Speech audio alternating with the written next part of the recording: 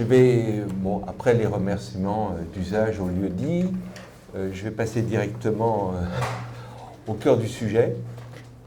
Aujourd'hui, c'est une conférence un peu singulière de la Société Louise Michel, puisque le sujet, c'est un seul sujet, c'est-à-dire Michael Levy, et son itinéraire, qu'on pourrait dire hétérodoxe, en tant que marxiste, et aussi tous les éléments qu'il va convoquer et qu'il a convoqués au cours de son existence.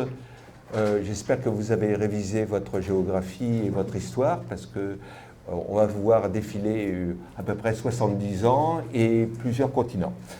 Bien, et puis pour placer sous le signe de quelque chose qui tient, auquel Michael tient beaucoup, aujourd'hui, en 2024, c'est le 100e anniversaire de la naissance du surréalisme et le 100e anniversaire de la mort de Franz Kafka.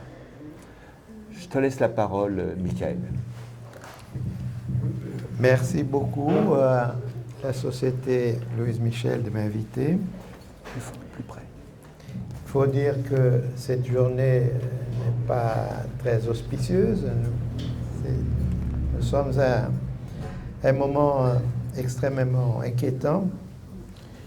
Et je voudrais commencer par une citation d'un ami qui me semble très adaptée à nos jours.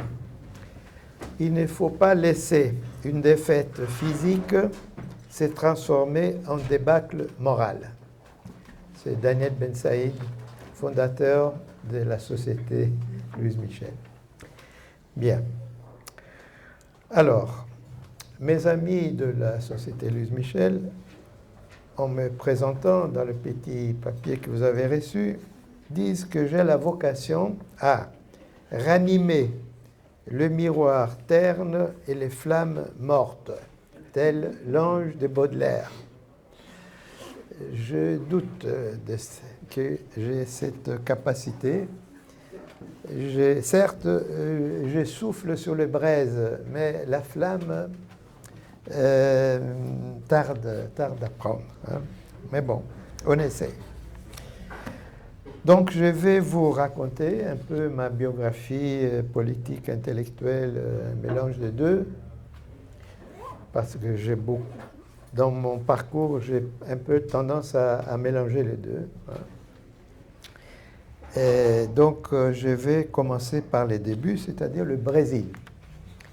Comme vous savez peut-être, je suis brésilien, même si j'ai un passeport français.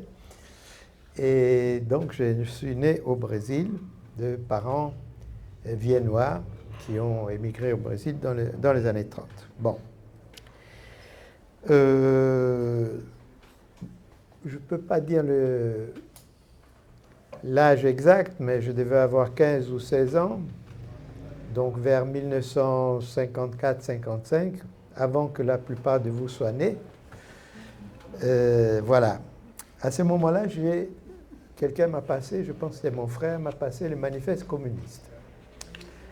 Et voilà, c'est à partir de ce jour-là, je suis tombé dans la planète Marx. Et je n'ai pas quitté cette orbite depuis. Hein, ça fait très longtemps. Et parmi les habitants de cette planète Marx, il y a quelqu'un qui a attiré tout de suite mon attention, quelqu'un qui m'a tout de suite fasciné, c'est une femme. Hein. C'est une femme qui s'appelle Rosa Luxemburg. Alors, j'ai découvert Rosa Luxemburg, je devais avoir 16 ou 17 ans. Et voilà, c'était, comme disait Walter Benjamin, une illumination profane. Je suis tombé amoureux de la personne, de ses écrits, de ses lettres, de son histoire, de son martyre, de ses écrits, bien entendu. Bref, je suis devenu luxembourgiste. Luxembourgiste. Un oiseau rare hein, dans le panorama marxiste. Luxembourgiste. Et je suis resté. Je suis resté fondamentalement luxembourgiste. Bon. Donc, passion pour Rosa Luxemburg. partagé par quelques amis, certains de mon âge, jeunes, d'autres plus âgés, et certains même assez âgés. Nous étions quelques luxembourgistes brésiliens et nous avons fondé une organisation politique qui s'est réclamée des Roses à Luxembourg. Nous étions 12, peut-être 15 dans les grands moments. Et nous avions un local qui faisait 3 mètres pour 1 mètre 50, dont la seule décoration était un portrait des Roses à Luxembourg sur le mur. Il s'appelait Ligue socialiste indépendante. Bien. Alors, je ne résiste pas à la tentation de raconter une anecdote. Quand on était en train de discuter le manifeste de la Ligue socialiste indépendante, et on se distinguait très clairement de nos amis trotskistes parce qu'on ne croyait pas à la théorie de l'État ouvrier. Pour nous, l'Union soviétique, ce n'est pas de l'État ouvrier. Et parmi nous, il y avait des partisans de la théorie du capitalisme d'État. L'Union soviétique, c'est le capitalisme d'État. Et d'autres amis étaient partisans de la théorie du collectivisme bureaucratique. Certains d'entre vous peut-être connaissent. Bon. Et on discutait, les jours passaient, les semaines, et les manifestes de la Ligue ne sortaient pas. Et les prolétariats brésiliens attendaient notre manifeste. Bon. Et donc, moi, qui étais un des plus jeunes, j'avais 17 ans, un jour, je lève comme ça timidement le doigt et je dis, camarades, puisque nous sommes d'accord que l'Union soviétique n'est pas un État ouvrier, qu'il faut une révolution sociale, etc., contre la bureaucratie, on peut mettre ça et on va laisser pour plus tard la discussion pour savoir si c'est capitalisme d'État ou collectivisme bureaucratique, etc. Alors, 1 minute de silence. Et après, le camarade qui était le plus âgé, qui était vraiment le fondateur du groupe, Hermínio Saqueta, se tourne vers moi et me regardant comme ça, il dit « Petit opportuniste !» C'est opportuniste, je pense qu'il avait tout compris. C'est opportuniste. Bien. Je continue. Donc, à cette époque, j'ai fait la rencontre avec un grand homme. Donc, je vais vous raconter cette histoire aussi parce qu'elle est amusante. Il s'agit de Jean-Paul Sartre, qui visitait le Brésil à ce moment-là, en 1960. Et Jean-Paul Sartre a reçu, disons, les trotskistes brésiliens, qui étaient un autre groupe minuscule, avec lesquels j'avais de bonnes relations personnelles et aussi politiques.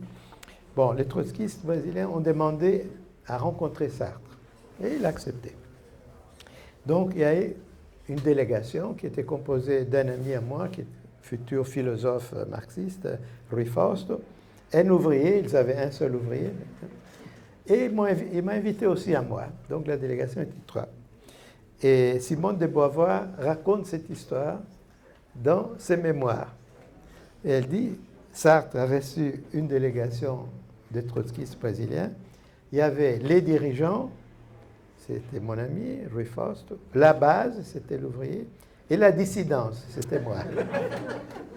Voilà, c'était notre rencontre avec Jean-Paul Sartre. Bon, vers cette époque aussi, j'ai écrit mon premier article sérieux, qui, 1959, et là, le sujet est curieux. C'était un article dédié, j'avais écrit une année avant, en 58, dédié à l'anniversaire de la FIARI. Je ne sais pas si vous savez qu'est-ce que c'est la FIARI, Fédération internationale de l'art révolutionnaire indépendant, fondée en 1938, ensemble avec un manifeste qu'ils ont écrit ensemble, par Léon Trotsky et André Breton. Voilà, c'est un document important, la fondation de la FIARI. Donc, c'est mon premier article sur la rencontre de Breton et Trotsky. Bien. Quoi d'autre? À cette époque, j'ai découvert un autre texte d'un auteur marxiste qui m'a beaucoup marqué, c'était Lucien Goldman. J'ai lu son livre qui s'appelle Les sciences humaines et la philosophie. Ça m'avait énormément marqué. Et dès que j'ai lu ces livres, vers 1958, j'ai décidé que j'allais à Paris étudier avec Lucien Goldman. Donc c'était très important dans mon itinéraire intellectuel, disons. Bien, à cette époque, donc je suivais les cours à l'université de São Paulo, très bonne université. Et parmi mes profs, il y avait un certain Fernando Henrique Cardoso. Je ne sais pas si ce nom vous dit quelque chose. À l'époque, c'était un brillant sociologue marxiste. Plus tard, il va devenir un brillant politicien bourgeois. Et plus tard, il va devenir le président du Brésil. Bon, mais à l'époque, il était un sociologue marxiste. Et il a organisé un groupe de lecture du Capital, un séminaire de lecture du Capital de Marx, chaque semaine un chapitre, pour lequel il a invité des collègues, philosophes, économistes, sociologues, et après quelques temps, quelques étudiants aussi, dont moi. Donc j'ai suivi aussi ces séminaires du Capital. C'était ma première occasion de lire le Capital, parce que je lisais Marx, mais je lisais les écrits politiques, les écrits politiques, lutte des classes en France, les 18 Brumaire, etc., les manifestes, mais pas le Capital. Grâce à ces séminaires, j'ai commencé aussi à lire le Capital. Et je commençais à écrire aussi sur Marx. J'ai écrit un article sur le jeune Marx, que rétrospectivement, je ne trouve pas si mauvais. Mais j'ai écrit aussi un article sur la question agraire au Brésil. Et rétrospectivement, je trouve que c'était une catastrophe. C'est-à-dire, j'avais rien compris, mais je croyais savoir quelque chose. Et j'expliquais doctement qu'au Brésil, la question agraire ne se pose plus comme traditionnellement, parce que les paysans traditionnels sont en train de disparaître, remplacés par le prolétariat agricole, qui lui demande des salaires et pas une réforme agraire. Donc toute la campagne pour la réforme agraire bientôt va être désuète. Bon, j'avais rien compris. J'avais absolument rien compris. Bien. Mais bon, c'est comme ça. Un jeune un peu prétentieux. Bien. Sinon, encore au Brésil, j'avais des liens avec le mouvement étudiant et aussi avec le mouvement syndical. Pendant quelque temps, j'étais les délégués du mouvement étudiant auprès du mouvement syndical. Il y avait une espèce de centrale syndicale et je représentais le mouvement étudiant. Et à cette époque, j'avais des liens proches avec le mouvement syndical, notamment le syndicat des métallos qui était dirigé par les communistes. Et à cette époque, j'écris un texte sociologique, une tentative d'analyser la conscience des classes de cadres syndicalistes métallos. C'est mon premier, peut-être mon dernier travail de sociologie empirique à partir d'une étude de terrain. Bien, quoi d'autre? Ah oui, ça c'est très important. À partir de 1960, il y a quelque chose qui a changé la donne pour nous au Brésil et en Amérique latine, sinon dans le monde, la révolution cubaine. La révolution cubaine et surtout les tournants de la révolution cubaine vers le socialisme en 1960-61. Donc à ce moment-là, au Brésil, plusieurs petits groupes marxistes, non staliniens, disons, pour aller vite, ont décidé de s'unifier. Pour une fois, d'habitude on se divise, mais là on s'est unifié. Et donc, nous, les luxembourgistes, d'autres, différents courants, différents groupes, surtout des jeunes, mais pas seulement, et nous avons créé une nouvelle organisation politique qui va devenir rapidement la principale force politique de gauche, plus à gauche que le PC,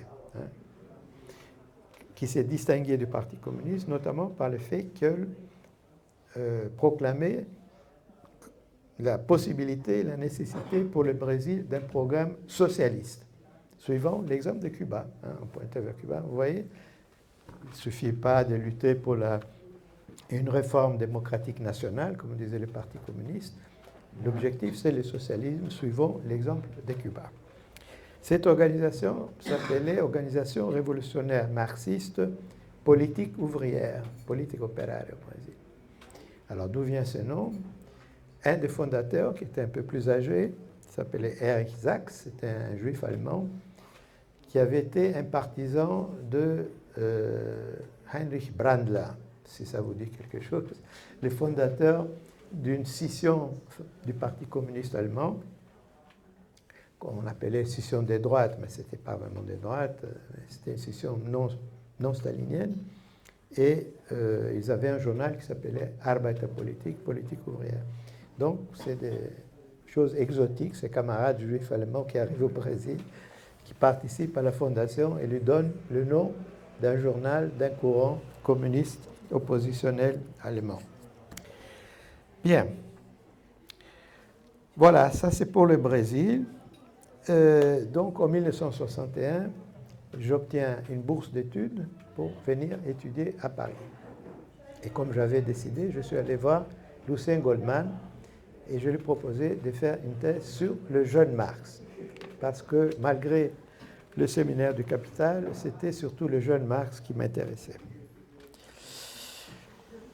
Donc voilà, ça c'est mon premier séjour à Paris, 1961-64, une époque où j'ai donc suivi les cours de Lucien Goldman, bien sûr, et j'ai travaillé à ma thèse, et j'ai milité aussi en même temps. J'étais militant au PSU, j'ai milité au PSU, et aussi pendant une époque à un petit groupe qui s'appelait La Voix communiste, un groupe où il y avait Félix Guattari, Denis Berger et d'autres. Bien. Alors, ma thèse, c'était sur le jeune Marx. Elle va être publiée un peu plus tard comme la théorie de la révolution chez le jeune Marx. Je ne veux pas vous résumer ma thèse parce qu'il faudrait une soirée entière juste pour ça, mais bon. Je dirais simplement, du point de vue méthodologique, c'était basé sur les écrits de Lucien Goldman et aussi de Georges Lukács, parce qu'à travers Goldman, j'ai découvert Lukács, j'ai découvert Histoire et conscience de Lukács, qui aussi était très important pour ma formation. Et donc la méthode de cette thèse était lukácienne.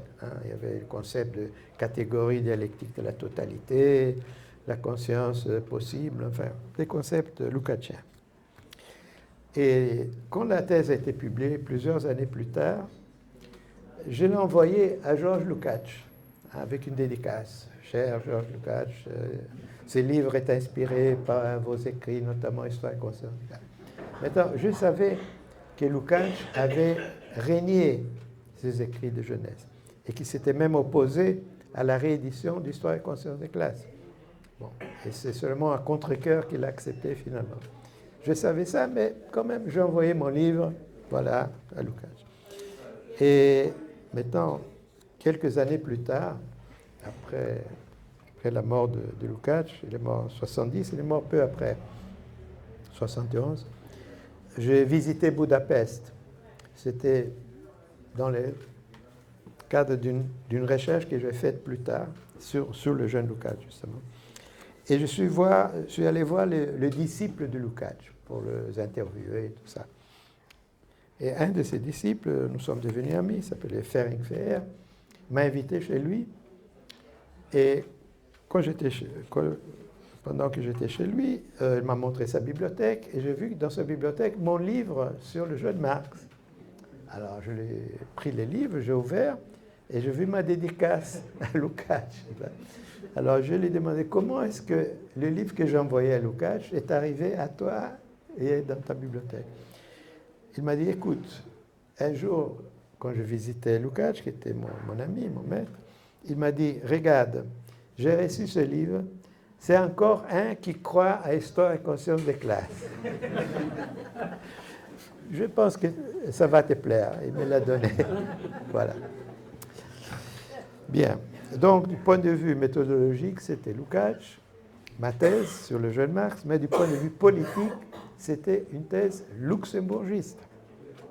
Donc, dont l'idée principale était de montrer que Marx la théorie de la révolution de Marx est une théorie de l'auto-émancipation révolutionnaire des travailleurs.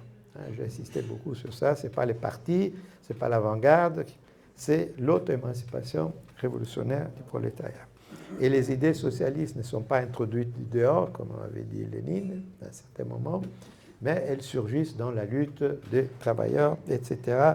Donc c'est une lecture luxembourgiste de Marx, du jeune Marx. Bien. Voilà, donc j'ai défendu ma thèse donc, en 1964. Ça s'est bien passé, sauf que mon maître, mon directeur de thèse, Lucien Goldman, n'était pas d'accord avec moi. Parce que moi, j'essayais de montrer que les idées du jeune Marx étaient formées dans un, disons, en rapport direct avec les mouvements ouvriers de son époque, et les mouvements socialistes ou communistes de son époque, dans un dialogue avec ces mouvements, en l'étudiant, en lisant leurs écrits, en s'inspirant de leurs pratiques et de leurs écrits, mais en reformulant cela d'une autre façon. Donc, j'essayais de montrer le rapport entre la pensée de Marx et les luttes et les pensées du mouvement ouvrier, du prolétariat de son époque. Et Goldman n'était pas très convaincu. Alors il disait, mais est-ce qu'au fond, Marx, au début surtout, est-ce qu'il n'est pas un représentant de l'aile gauche démocratique de la bourgeoisie plutôt? Alors, on n'était pas d'accord. Bien. Et il a écrit après, dans un de ses livres, mon étudiant, Michael, il a essayé de m'expliquer, etc. Mais il termine avec un point d'interrogation. Il était quand même quelqu'un de très ouvert, donc il termine avec un point d'interrogation. Bon. Alors, les chapitres suivants, il est moins intéressant. Alors, il commence avec quelque chose de tragique. Mon père est décédé dans un accident de voiture. Et ma famille, mon frère était en Israël et ma mère aussi est partie en Israël. Donc ma famille était en Israël. Donc j'ai suivi ma famille en Israël. Et donc je restais quelques années en Israël. Après je suis parti, j'en avais marre, je suis parti en Angleterre. Et finalement je suis revenu à Paris. En 1969, je reviens à Paris. Et dès que je reviens à Paris, je rencontre des amis brésiliens qui étaient de passage à Paris et qui avaient été des militants de mon organisation politique, qui s'appelait l'organisation politique ouvrière. Donc j'étais resté en contact avec eux pendant toutes ces années. Et ils m'ont dit que la politique ouvrière s'était divisée en plusieurs groupes. Certains ont pris la voie de la lutte armée. Et d'ailleurs, une des dirigeantes de ces groupes, qui venait de politique ouvrière, mais choisi la lutte armée contre la dictature, parce que c'était une dictature militaire au Brésil. Une de ses dirigeantes s'appelait Dilma Rousseff. Elle va devenir présidente du Brésil quelques années plus tard, mais évidemment pas sur la même ligne politique. Bon, mais une décision de politique ouvrière s'était rapprochée de la 4e internationale. Ils avaient décidé d'adhérer à la 4e internationale. Donc j'ai rencontré ses camarades qui étaient passage à Paris et on s'est mis d'accord qu'il fallait adhérer à la 4e internationale. Parce qu'on avait suivi les événements de mai 68, on avait été très impressionnés par la jeunesse communiste révolutionnaire, donc on a décidé d'adhérer à la 4e internationale. Et ça, évidemment, va déterminer mon itinéraire politique pour le 40, 60 années suivantes. Non, 50 seulement. 50 années suivantes. Bien. Et peu après, en 1970, j'ai publié mes 2 premiers livres, dont un s'appelle La pensée de Che Guevara, qui est, disons, un peu en fonction de ses rapports à la révolution cubaine qu'on avait eu dès 1960-61. Et l'autre, c'est ma thèse, donc la théorie de la révolution chez les jeunes Marx. Tous les 2 publiés chez François Maspero. Bon, à la même époque, j'écrivais aussi des articles. Un de ces articles, c'était une polémique avec Althusser. C'est un article qui s'appelle L'humanisme historiciste de Marx ou relire le Capital. C'était une critique d'Althusser. Bien. Alors, donc, au début des années 70, j'ai décidé de préparer une deuxième doctorat parce que j'avais un troisième cycle seulement. Et donc, j'ai décidé qu'il me fallait un doctorat d'État. Et à cette époque, j'ai commencé aussi à travailler comme enseignant à Paris dès 1970. Et les premiers postes que j'ai eus, grâce à un ami brésilien, c'était un poste d'assistant à Vincennes, à Paris 8. Assistant de qui? D'un politologue qui s'appelait Nikos Poulantzas. Alors, mon ami brésilien, qui s'appelle Émir Sader, avait été recruté par Nikos Poulantzas, mais Émir Sader avait décidé de partir au Chili. Et donc, il m'a présenté à Nikos Poulantzas en disant, voilà un camarade marxiste brésilien qui peut me remplacer. Donc, je suis devenu assistant de Nikos Poulantzas. Ce qui est drôle, parce que politiquement, on était très divers. Bon, lui, il était eurocommuniste maoïsant, sujet. Moi, j'étais 4e international. Et lui, il était althussérien, et moi, j'étais lucatien. Donc, on n'avait rien commun, sauf qu'on était marxiste quand même, communiste au sens large. Et on s'entendait très bien. On s'entendait très bien. On faisait les cours ensemble. On disait une chose, l'autre disait une autre, et les étudiants adoraient ça. Et on ne se bagarrait pas du tout. Et ça s'est très bien passé. Donc, ces années à Vincennes ont compté beaucoup pour moi. C'était une très belle expérience. Très, très belle expérience. Bien. Mais, comme je disais, en même temps, je préparais donc un doctorat d'État dont le sujet était le jeune Lukács. Alors, je passais du jeune Marx au jeune Lukács. Ça a été publié après avec un titre un peu rébarbatif pour une sociologie des intellectuels révolutionnaires, l'évolution politique de Lukács 1909-1929. Bon. Et bon, c'était une tentative d'analyser sociologiquement, on peut dire, si on veut, l'évolution de Lukács du romantisme anticapitaliste au marxisme et au communisme. Donc, c'était ça le fil conducteur. Et donc, c'est la première fois que j'ai commencé à utiliser ce concept de romantisme anticapitaliste, qui est un concept d'ailleurs de Lukács lui-même. Je l'ai emprunté à Lukács lui-même. Donc, alors, pendant ce temps-là, donc, je militais à la section française de la 4e internationale, qui était la Ligue communiste, après la LCR, mais en même temps, je militais avec les Brésiliens exilés, parce qu'il y avait beaucoup de Brésiliens exilés sous la dictature militaire, donc je faisais partie de ces milieux de Brésiliens exilés contre la dictature, ce qui m'a valu la confiscation de mon passeport brésilien. Donc, j'étais sans passeport brésilien. Je demandais la naturalisation à la France, au gouvernement français, qui me l'a refusé. Et donc, je suis resté quelque temps apatride. Et heureusement, je me suis rappelé que mes parents étaient autrichiens. Et je suis passé par l'ambassade consulat autrichien.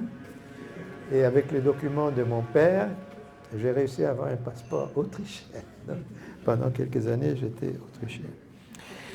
Bien. Donc, je militais à la Ligue, plutôt à la base, mais bon, à un moment, à cause de la conjoncture, j'ai été élu au comité central, mais ça n'a pas duré longtemps. C'était une expérience éphémère. Et à ce moment-là est arrivé quelque chose de très important en Europe, qui est la révolution des œillets au Portugal. Et dès que, disons, la révolution a éclaté, la 4e internationale m'a envoyé au Portugal, pour la bonne raison que j'étais le seul à parler la langue, le portugais. Donc je suis allé au Portugal, et dès que j'arrive à Lisbonne, je descends de l'avion, je vois une manifestation avec des étudiants, des hommes, des femmes, des ouvriers, des soldats, des marins, tous comme ça, bras dans les bras, en criant des slogans révolutionnaires. J'ai cru que c'était une scène du cuirassé Potemkin, hein, du film d'Eisenstein. Je me suis dit, là, il y a une révolution qui commence. Hein. Et c'est la seule fois que j'ai cru que j'allais vivre une révolution. Hein. Bon. Et c'est vrai, c'était un vrai mouvement révolutionnaire, mais malheureusement, comme vous savez, ça a fini assez rapidement. Après 2 années, c'était fini. Mais enfin, j'étais là, j'ai suivi ça de très près, j'ai participé un tout petit peu. Bon. Mais bon, c'était pas ça. Trop optimiste. C'est une maladie de notre courant politique assez congénitale. Bien, quoi d'autre? Alors, en 1977, j'ai été admis au CNRS, parce que quand même à l'université, je n'arrivais pas à avoir un poste. J'étais chargé des cours. Pendant 7 ans, 8 ans, j'étais chargé des cours. J'avais un peu marre. Donc j'ai essayé d'avoir un poste au CNRS et j'ai été admis en 1977. Et je suis resté toute ma vie universitaire, disons, au CNRS. Et voilà, j'avais un projet au CNRS qui était un projet de sociologie de la connaissance. Et je travaillais plusieurs années sur ça et ça donnait un livre qui s'appelle Paysage de la vérité, introduction à une sociologie critique de la connaissance. C'est fondamentalement un livre contre le positivisme. Ça a été réédité plus tard, d'abord au Brésil, après en France, avec un autre titre qui est plus drôle. L'autre titre, c'est Les aventures de Karl Marx contre le baron de Münchhausen. Alors, il faut que je vous explique ce titre parce que ça explique le contenu du livre. Alors c'est une polémique contre le positivisme dans les sciences sociales, fondée sur la thèse que le chercheur, le scientifique, comme disait Durkheim, doit se débarrasser de ses propres préjugés, de ses prénotions politiques ou autres.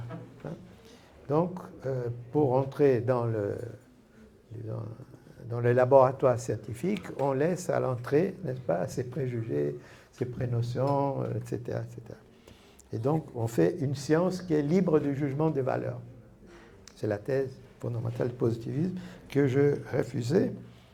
Et donc, je disais, l'attitude des positivistes est un peu celle d'un personnage, enfin, du baron de Münchhausen dans une des histoires qu'il raconte.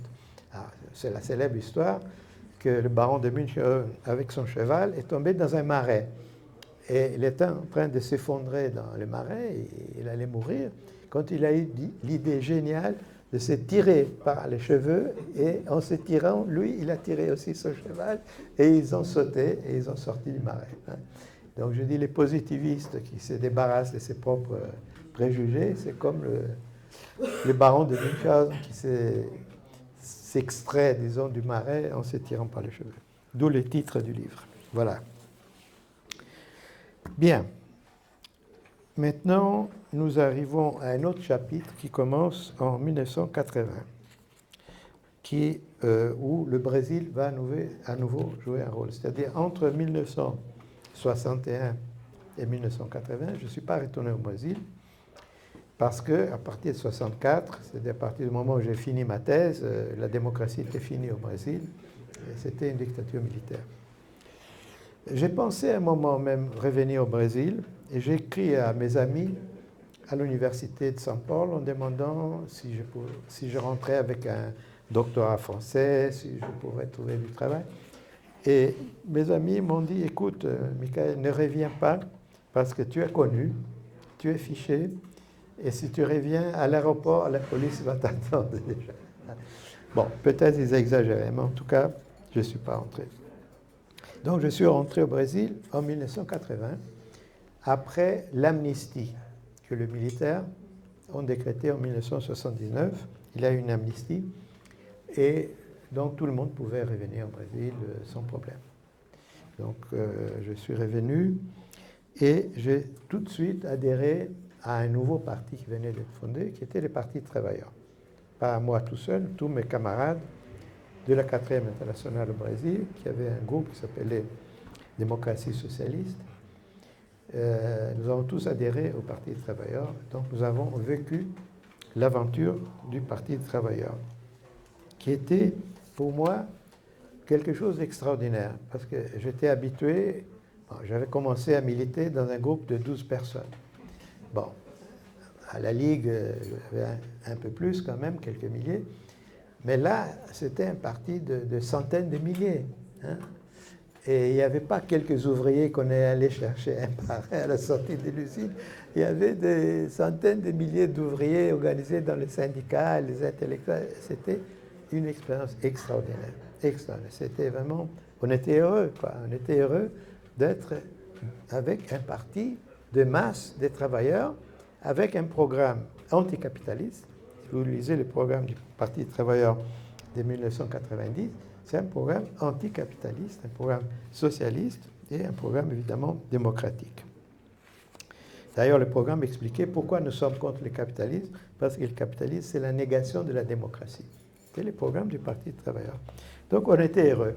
Hein, on était heureux pendant 20 ans. Hein, on a profité de cette conjoncture exceptionnelle qui, malheureusement ou heureusement, enfin pour le Brésil, elle a terminé avec la victoire de Lula aux élections présidentielles en 2001.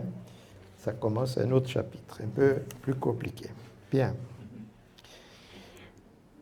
Alors, je ne vous ai rien dit sur ma vie personnelle. Je ne vais pas comment on dit, m'étaler, non, mais... Je ne vais pas m'étendre, mais je dois dire quand même que j'ai été marié pendant 10 ans avec Ilana Lööwi, qui est devenue une brillante historienne de la médecine, et on a eu 2 enfants. Et ensuite, j'ai été marié avec Eleni Varikas, ici présente, qui était une brillante historienne de la philosophie politique. Voilà, ça c'est pour ma vie personnelle. Bien. Alors, après, qu'est-ce qui se passe? Je ne vais pas arriver jusqu'à aujourd'hui. Mais bon. Pour des raisons obscures que j'ai du mal à m'expliquer à moi-même, j'ai commencé, au cours des années 80, à m'intéresser à la religion. D'abord, plus ou moins en même temps, au judaïsme et au christianisme, tout en étant marxiste, athée, non-croyant. Mais je trouvais que la religion, c'était un sujet intéressant. Et je suis devenu membre du groupe de sociologie des religions, au CNRS. Et je commençais à travailler sur le rapport entre messianisme juif et utopie libertaire en Europe centrale, à travers les écrits d'un certain nombre d'auteurs comme Martin Buber, Gershom Scholem, Walter Benjamin, déjà, Franz Kafka, etc. Ça donnait un livre qui s'appelle Rédemption et Utopie. Un livre qui a été très apprécié par mes collègues du CNRS, les seuls. Hein. Et ça m'a valu, entre guillemets, la médaille d'argent du CNRS, grâce à ces livres-là. C'est curieux parce que à l'époque où j'ai vécu en Israël, je ne m'intéressais pas du tout au judaïsme. Hein, pas du tout, du tout. Et c'est seulement 10 ans après, quand j'étais en France, bien installé, que j'ai découvert, disons, le judaïsme, la culture juive, le messianisme juif, etc. Bon. Donc, c'est Rédemption et Utopie. Et plus ou moins à la même époque, ou un peu plus tard, je me suis intéressé au christianisme latino-américain, notamment ce qu'on appelle la théologie de la libération. Et pendant mes visites au Brésil, au cours des années 80, j'ai commencé à faire de la recherche et j'ai commencé à rencontrer les gens, les théologiens de la libération, à les interviewer, etc. Et nous sommes devenus amis. Hein. Nous sommes devenus très amis, notamment avec 2, Frei Beto et Leonardo Boff. Hein. Nous sommes devenus très amis. Et quelques années plus tard, j'ai publié un livre qui s'appelle La guerre des dieux, religion et politique en Amérique latine. C'est un livre qui a eu un certain impact quand il a été traduit au Brésil, bien sûr. Il parle du Brésil, mais pas seulement, il parle d'Amérique latine. Ça m'a valu un prix au Brésil. J'ai gagné un prix de je ne sais pas combien de dollars. Et j'ai donné l'argent du prix au mouvement des paysans sans terre. Et depuis, les gens du mouvement des paysans sans terre m'aiment beaucoup. Et chaque fois que je viens au Brésil, ils m'invitent à venir leur parler dans leur école de formation. Ils sont devenus très proches. Donc ça, c'était la religion. Bon, la fin des années 80, 1989, c'est la chute du mur, qui pour beaucoup de gens était un tournant politique énorme, mais pas pour moi. Bon, la chute du mur, l'Union soviétique n'était pas une référence pour moi. Non. Bon, la chute du mur, d'accord. C'était une déception, bon, mais ce n'était pas quelque chose qui vraiment... Par contre, une année plus tard, il y a eu la défaite des sandinistes au Nicaragua. Et ça, moi-même et d'autres gens latino-américains, on a vécu comme une catastrophe, beaucoup plus que la chute du mur. C'est parce que même si je vivais en France depuis très longtemps, je continuais dans ma tête à penser comme latino-américain. Bon, c'est comme ça. Eh bien, à cette époque aussi, années 80, j'ai commencé à travailler sur le romantisme anticapitaliste. Alors, je ne vais pas vous expliquer qu'est-ce que c'est le romantisme, parce que ça demande une conférence de plusieurs heures. Mais bon, disons le romantisme comme vision du monde critique de la civilisation moderne. Bon. Et je l'ai fait avec un ami, qui s'appelle Robert Serre, qui est le deuxième mari de ma première épouse. Ilana Löwe, elle a épousé Robert Serre.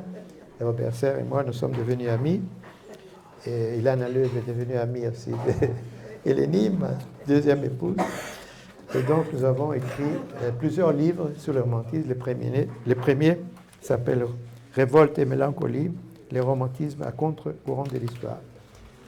Sans être prétentieux, je pense que ces travaux sur le romantisme, c'est peut-être la chose la plus nouvelle que j'ai produite, disons, dans ma carrière intellectuelle. Évidemment, il y a d'autres auteurs qui avaient commencé à explorer ces terrains, notamment Lukács lui-même, mais d'une façon très négative, etc. Mais enfin, je pense que ces travaux sur le romantisme peut être quelque chose de relativement nouveau dans la réflexion marxiste sur la culture. Et quelque chose aussi de controversé, parce que tout le monde est loin d'être d'accord avec ce qu'on raconte. Bien. Alors, au cours de mes travaux sur le messianisme juif, rédemption, utopie et tout ça, j'ai découvert un auteur qui m'a beaucoup, beaucoup frappé. Il s'appelle Walter Benjamin. Walter Benjamin. Et donc, j'ai commencé à lire et à relire Walter Benjamin. Notamment un texte de Walter Benjamin qui m'a énormément impressionné. Il s'appelle Thèse sur le concept d'histoire. Écrit en 1940, à la veille de sa mort, de son suicide. Je l'écris, à mon avis, les thèses sur le concept d'histoire, c'est les textes les plus importants du marxisme après les thèses sur Feuerbach de Marx. Et ça a changé beaucoup de ma pensée sur l'histoire, sur la religion, sur la politique, surtout. Et donc, je me suis mis à étudier ces textes, seulement 15 pages, mais j'ai passé des années à les lire, à les relire, à les lire encore une fois. Je ne comprenais pas certaines choses, je réalisais encore une fois, je ne comprenais toujours pas. Bon, comme ça, pendant des années, à ruminer ces textes. J'ai donné un cours à l'école des hautes études. J'avais été invité comme chargé des cours à l'école des hautes études pendant quelques années. Et finalement, j'ai écrit un texte sur les thèses qui s'appelle Avertissement d'incendie, publié en 2001.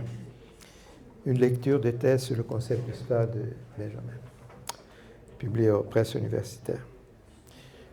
Avec l'aide d'Étienne Balibar. C'est lui qui dirigeait la collection et il m'a fait des critiques très, très pertinentes.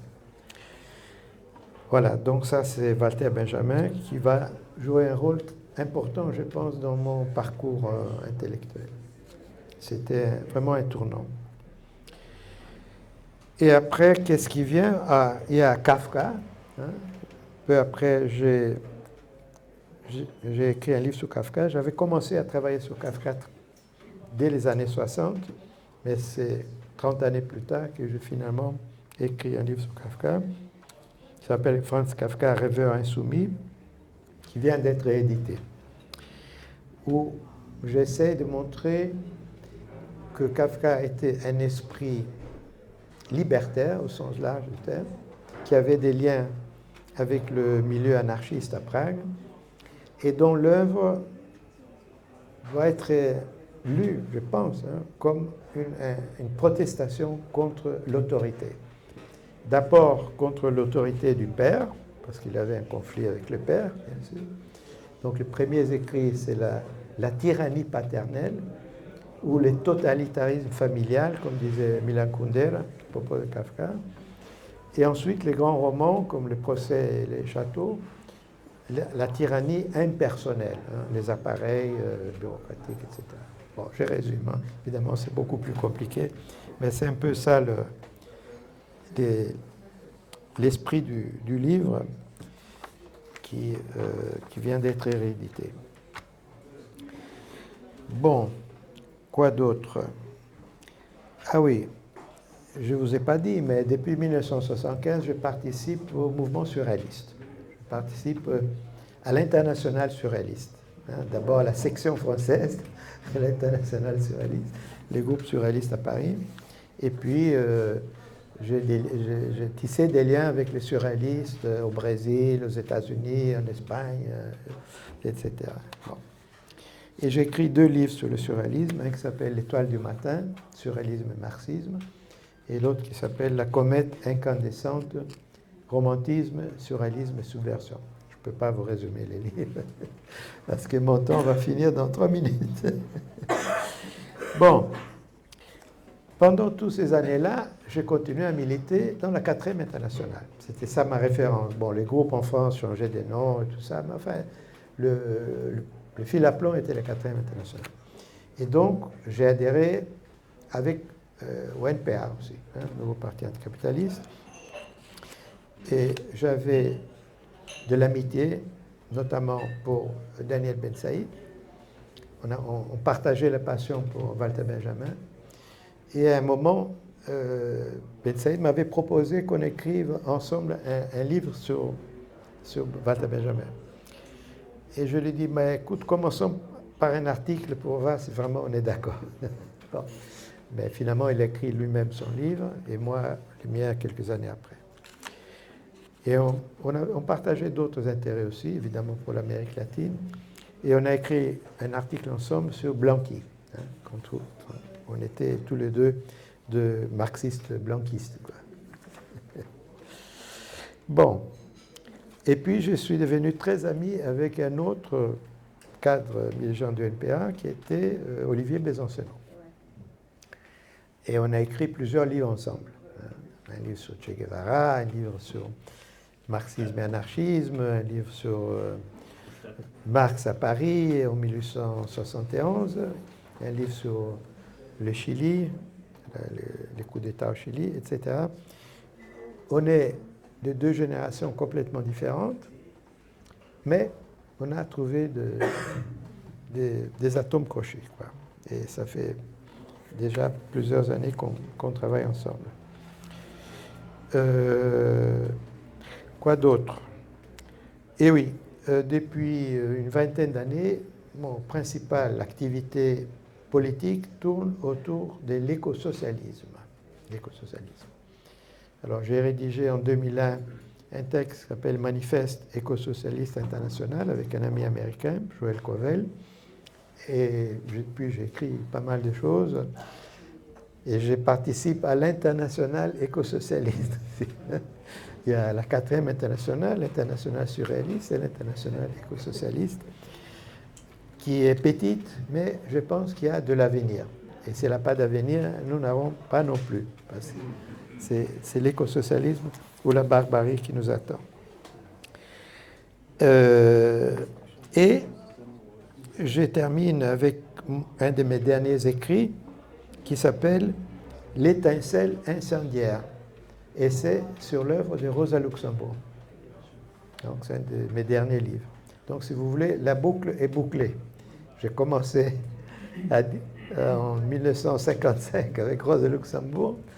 Et mon dernier livre, 2018, c'est Rosa Luxembourg à nouveau. Et elle a été, disons, le fil rouge dans mon itinéraire. Alors, qu'est-ce que je peux dire pour terminer? Vous voyez, en m'écoutant, vous voyez l'état de dispersion de mes travaux. Hein. Ça va dans tous les sens. Hein. Aussi bien du point de vue géographique, ça passe de l'Amérique latine à l'Europe centrale en passant par la France. Les thématiques aussi sont extrêmement hétérogènes. C'est un vrai capharnaüm. Hein. Et bon, est-ce qu'il y a un fil rouge dans tout ça? Peut-être. Hein. L'idée des révolutions, le marxisme, peut-être. Je compare un peu mes écrits à une salade. Hein, une salade, parce qu'il y a des ingrédients très, très, très différents. Mais il y a quand même... C'est une salade fortement pimentée avec du marxisme. Hein. Ça donne le goût, hein, mais c'est très pimenté. Et tout le monde n'apprécie pas ces goûts-là. Voilà, merci beaucoup.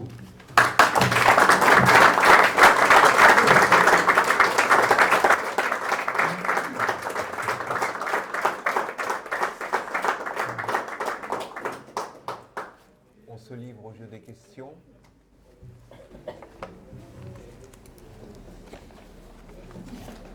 Appelle qu'on peut dire.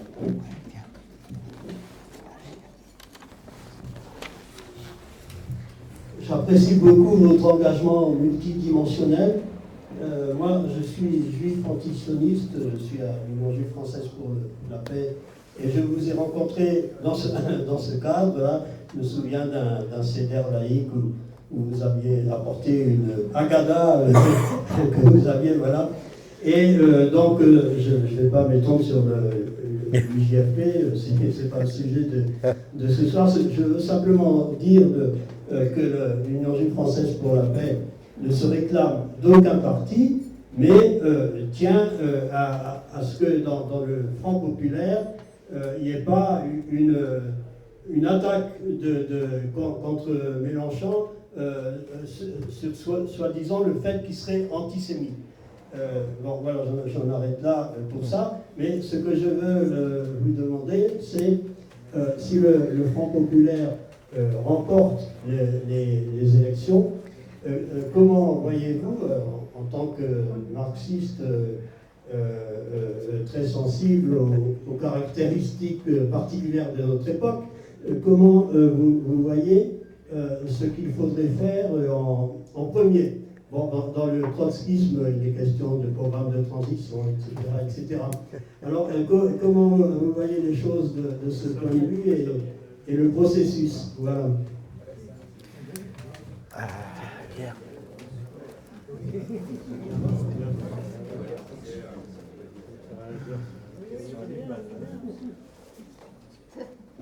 Il n'a pas parlé de bouffe.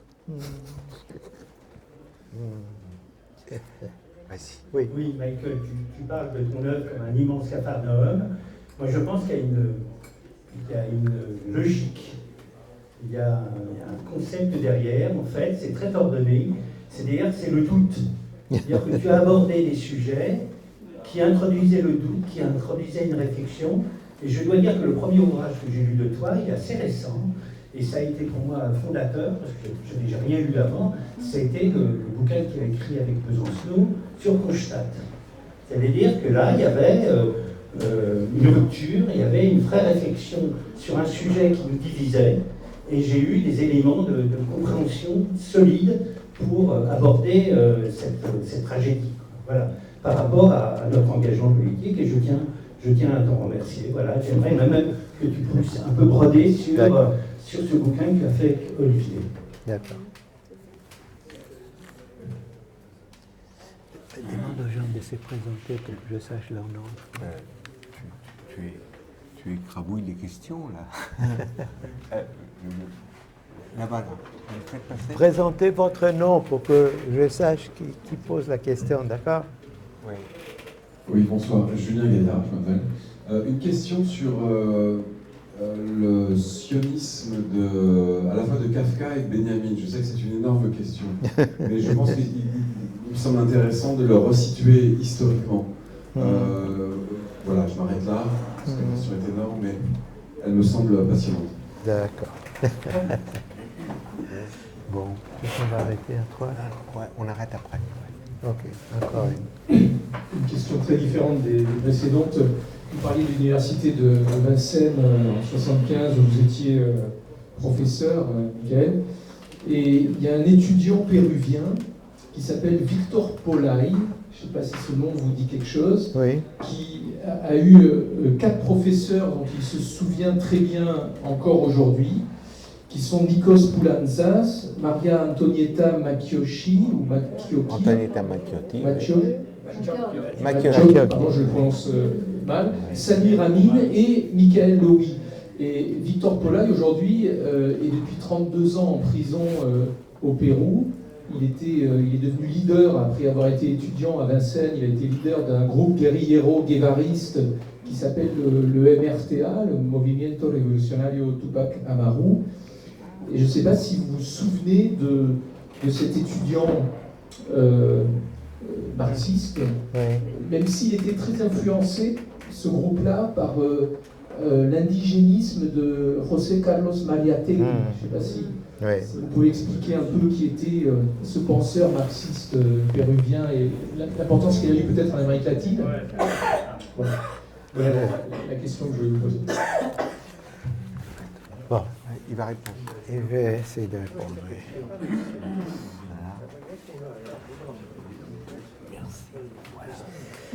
Bien. Alors, que devrait faire le Front populaire une fois qu'il aura gagné les élections? Ah, belle question. Eh bien, c'est facile, hein? Il a un très beau programme qui circule, qui a un mélange entre le programme de la NUP, des écologistes, etc. Bien. S'ils mettent 1/10 de ces mesures en pratique, ça sera formidable.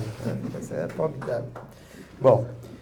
Il pourrait commencer, par exemple, une mesure symbolique, mais qui répond peut-être à vos préoccupations, reconnaître l'État palestinien. Bon, c'est une première mesure symbolique qui pourrait être utile. Mais c'est que j'attendrai de tout gouvernement de gauche, qu'il soit en France, au Brésil ou ailleurs, c'est une chose très simple, prendre l'écologie au sérieux. Prendre l'écologie au sérieux. Ce qui, malheureusement, est rarement le cas.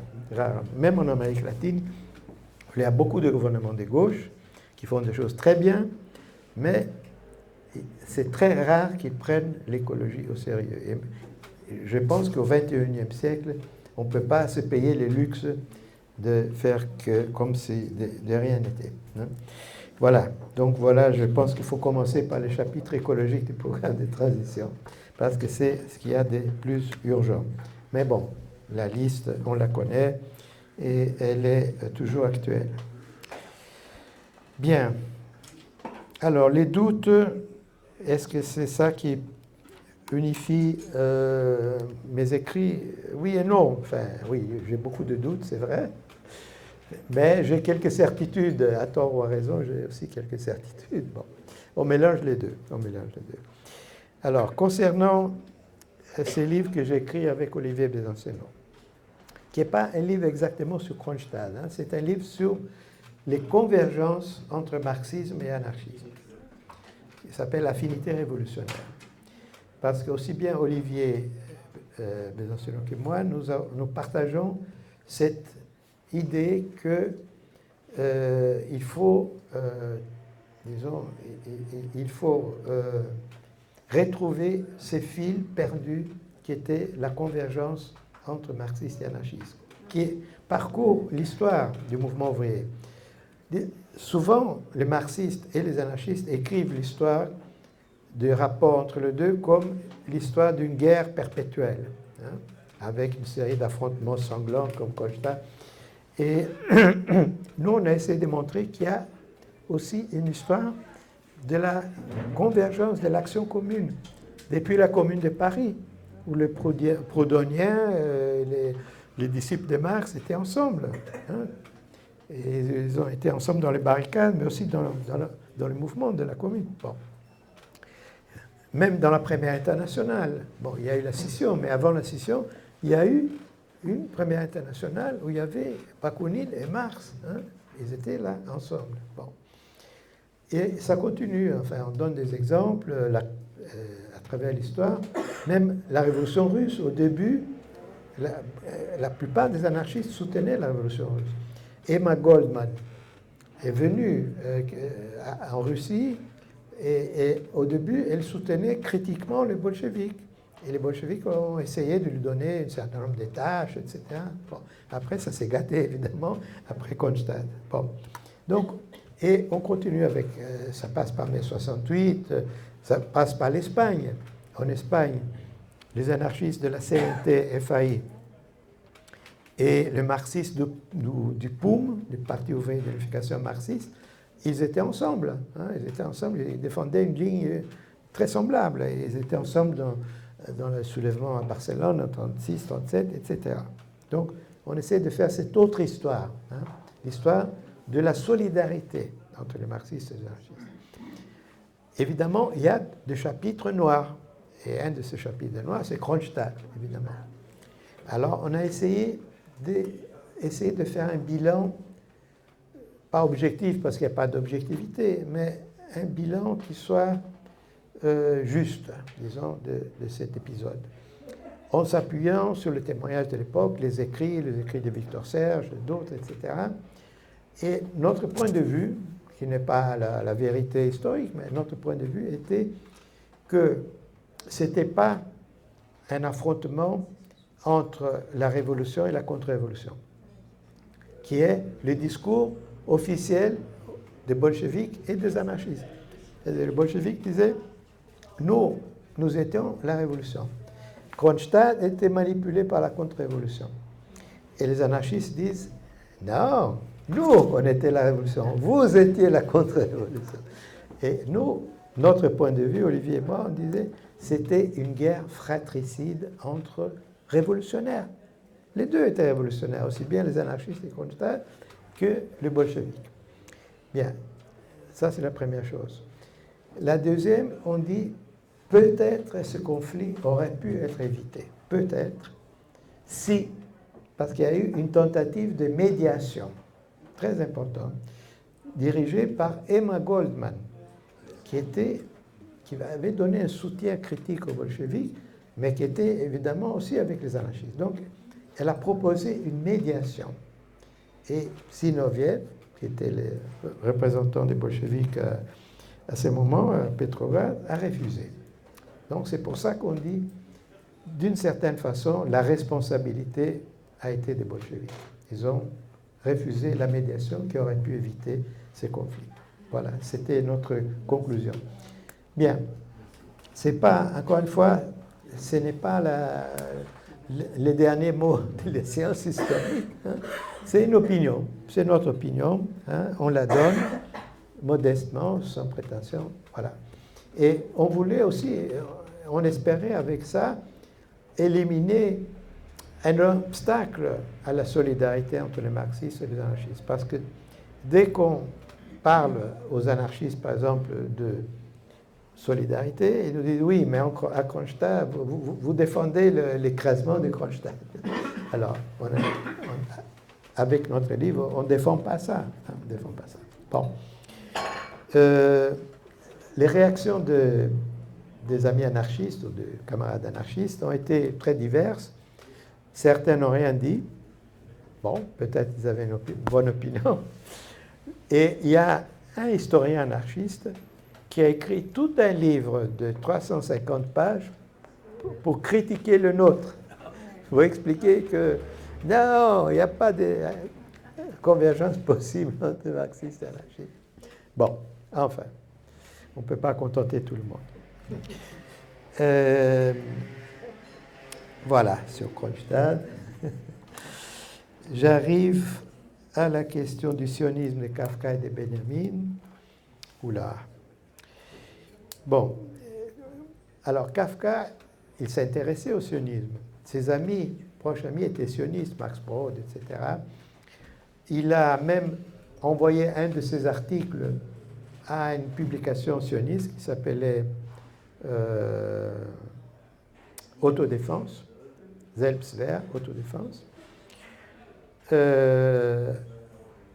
Et à un moment, il a songé à étudier l'hébreu, etc. Mais non, il n'a jamais adhéré vraiment ni à l'idée sioniste, ni à un mouvement sioniste. Parce que ce n'était pas un homme d'adhésion. Il n'a jamais adhéré à un parti quelconque. Il fréquentait des cafés anarchistes. Ça, oui. Il venait au café anarchiste, il écoutait. Il ne disait rien, mais il écoutait. Ça, c'est intéressant. Ça montre une certaine affinité. Mais ce n'était pas quelqu'un qui adhérait à un mouvement, ni le sionisme, ni un autre. Et même le judaïsme, son judaïsme, il dit, est-ce que je suis juif? Non, je ne suis pas juif. Qu'est-ce que je suis? Je ne sais même pas si je suis moi-même. Alors encore moins si je suis... Bon. Et il y a une phrase célèbre où il dit, je n'ai pas réussi à attraper le manteau de prière juif qui s'envole comme mes amis sionistes. Bon. Donc il a une distance. Mais ça veut dire qu'il est critique du sionisme, mais il n'est pas sioniste. Bon. Benjamin, c'est aussi quelque chose, un analogue, c'est-à-dire ses amis sont, certains de ses amis, pas tous, comme Scholem sont sionistes. Scholem fait des tentatives tout le temps pour le convaincre de quitter l'Europe et venir à Jérusalem. Et à un certain moment, Benjamin fait mine d'accepter. Il est d'accord. Et alors, Scholem lui dit, bon, alors tu dois apprendre l'hébreu, parce que sinon, comment tu vas... Alors, il fait mine d'apprendre l'hébreu, mais il ne va pas ni apprendre l'hébreu, et encore moins partir pour la Palestine, à l'époque. Non. Et si on voit ses écrits, non, ça ne va pas dans la direction du sionisme. Ça ne veut pas dire qu'il était anti-sioniste, mais c'était pas... Il n'y avait pas beaucoup d'affinités. Donc, ni Kafka ni Benjamin n'étaient pas des sionistes, ils n'étaient pas anti-sionistes. Ils avaient des amis sionistes, pouvaient à tel ou tel moment avoir de la sympathie pour telle ou telle initiative, mais ils n'étaient pas sionistes. Bon, alors, Victor Polay. Alors, je ne savais pas qu'il avait été un de mes étudiants. C'est vous qui me l'apprenez. Il écrit dans un livre. Oui. Je ne savais pas ça. Bon, j'avais pas mal d'étudiants latino-américains. Peut-être à un tel moment, je lui parlais, ou on a eu un échange, mais je ne me rappelle pas.